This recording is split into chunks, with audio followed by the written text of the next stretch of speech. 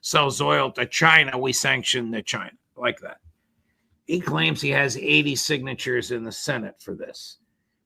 He is attempting to coerce the foreign policy of Donald Trump.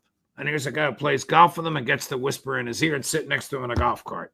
He is. And you have to go back a long way, in my knowledge of our history anyway, to find something as egregious as this. And it lost its egregious nature, if you will, because it was against slavery. You have to go back to some of the people in the Senate in particular that actually did things like this to try and thwart the presidents who, one after the other, just prior to the Civil War, were in favor of slavery, either by extending it through another state, the war with Mexico, for example, to get Texas.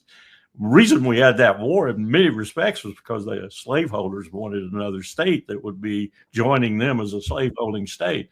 So there are people during that time period, but that's as far back as you have to go. And under those very different circumstances, to find someone doing this sort of thing so blatantly. And I agree with Bannon.